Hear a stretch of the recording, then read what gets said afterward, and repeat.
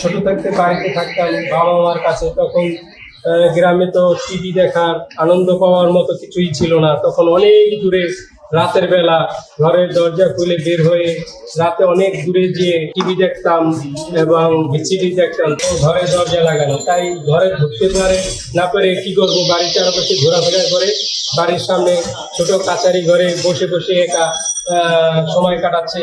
আর একা বসে রাতে চাঁদের আলো দেখতাম, তারা দেখতাম, টিভি খুবই আনন্দে আমার দিন রাত কেটেছিল। এই আপনারা দেখতে পাচ্ছেন যে আমি একটা নতুন খাবারের প্রতিষ্ঠান নিয়ে খুলছি।